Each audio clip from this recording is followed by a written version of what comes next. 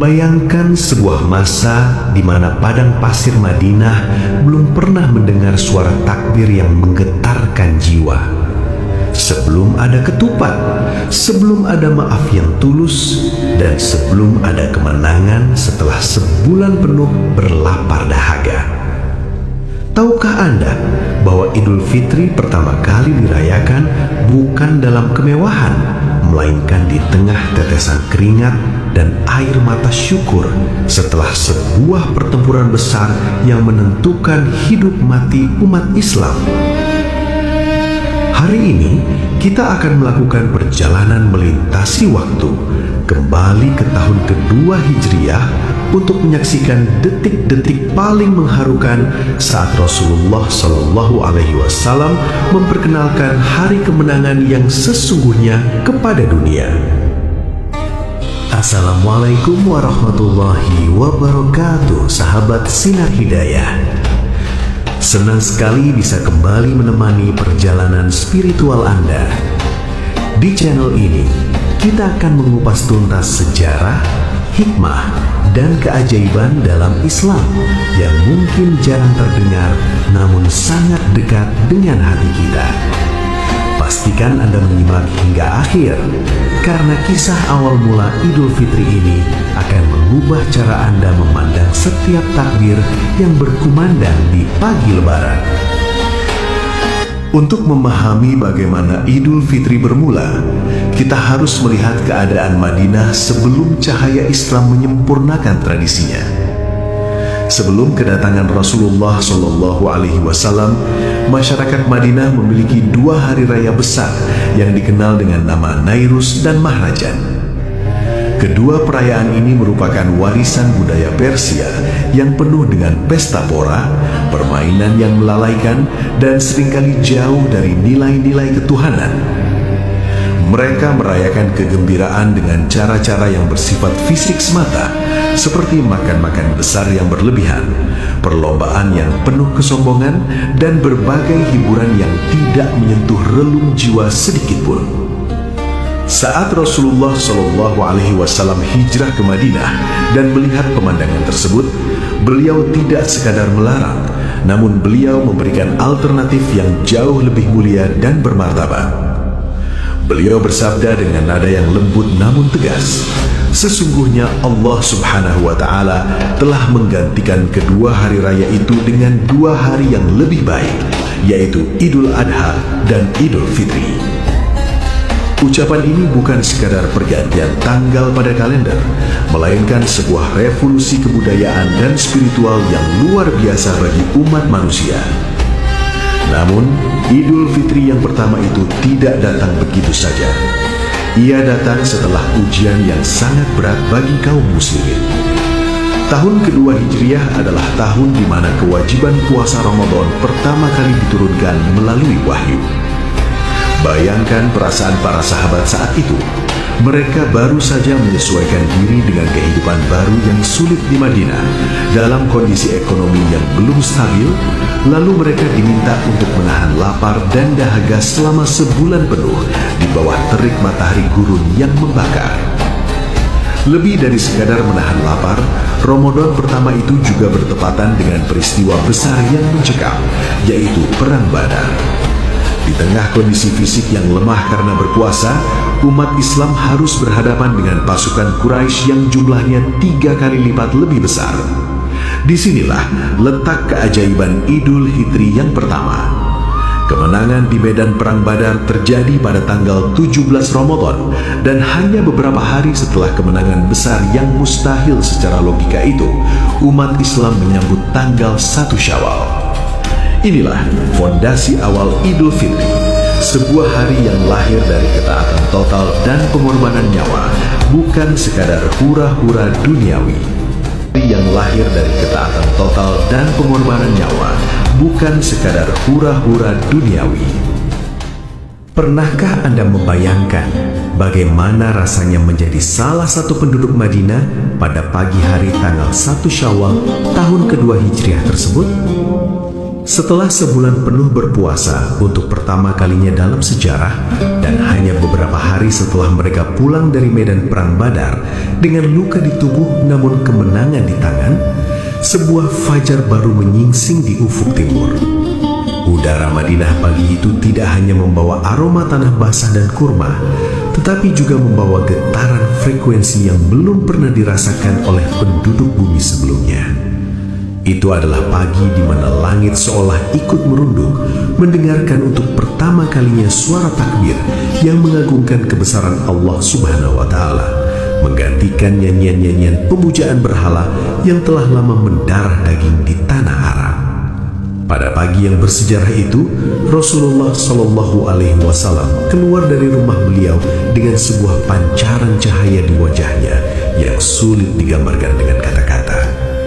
Namun, sebelum beliau melangkahkan kaki menuju lapangan terbuka, beliau mengajarkan sebuah tradisi yang kelak akan menjadi pedoman bagi miliaran umat Islam hingga akhir zaman. Beliau tidak membiarkan perutnya kosong saat matahari terbit. Beliau mengambil beberapa butir kurma dan memakannya dalam jumlah ganjil. Tindakan sederhana ini bukan sekedar urusan sarapan pagi, melainkan sebuah proklamasi spiritual bahwa hari itu adalah haram untuk berpuasa. Itulah tanda nyata bahwa ibadah besar di bulan Ramadan telah selesai dan kemenangan telah tiba bagi mereka yang bertakwa.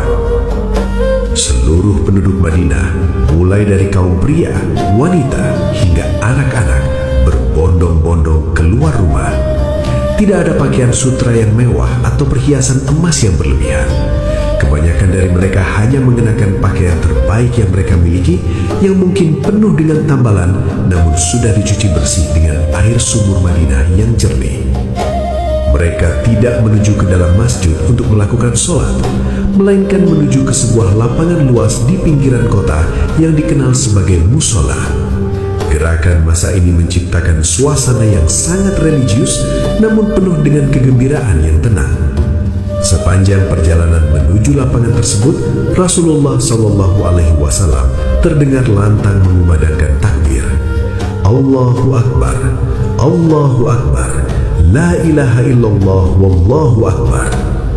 Suara beliau yang berat namun lembut diikuti oleh para sahabat besar seperti Abu Bakar As-Siddiq, Umar bin Khattab, dan Ali bin Abi Thalib. Ribuan suara bersatu di bawah langit terbuka, menyatakan bahwa tidak ada yang besar di dunia ini kecuali Allah Subhanahu wa Ta'ala. Kalimat-kalimat ini seolah merobohkan sisa-sisa kesombongan masa lalu dan menyatukan hati mereka dalam satu ikatan persaudaraan yang tak terputus oleh maut sekalipun. Rasulullah Shallallahu Alaihi Wasallam juga mengajarkan strategi kecil yang sangat indah dan penuh hikmah. Beliau berangkat melalui satu jalan dan pulang melalui jalan yang berbeda. Para ulama menjelaskan bahwa beliau ingin agar setiap jengkal tanah di Madinah menjadi saksi atas langkah-langkah orang yang beriman menuju ketaatan. Beliau ingin menyapa lebih banyak orang, memberikan senyuman kepada lebih banyak anak-anak yatim yang ayahnya baru saja syahid di perang Badar, dan memastikan bahwa tidak ada satupun rumah di Madinah yang merasa kesepian di hari kemenangan itu. Sebelum sujud pertama di lapangan itu dimulai, dipastikan bahwa zakat fitrah telah dibagikan sehingga tidak jadi lautan kasih sayang. Inilah momen yang paling mengharukan dalam sejarah Idul Fitri yang pertama.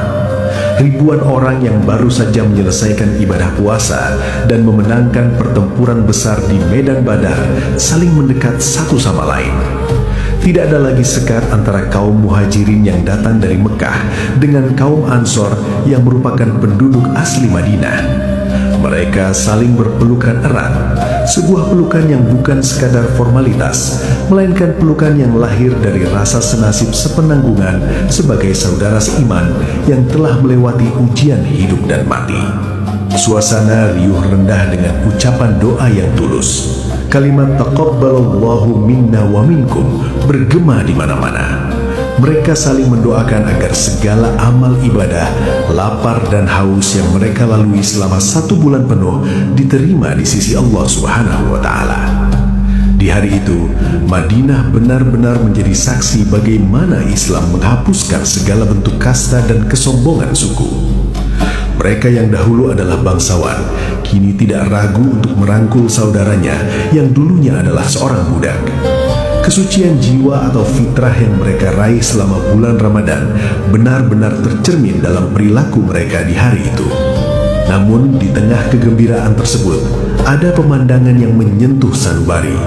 Rasulullah Shallallahu Alaihi Wasallam dengan kelembutan hatinya berkeliling di antara kerumunan orang banyak.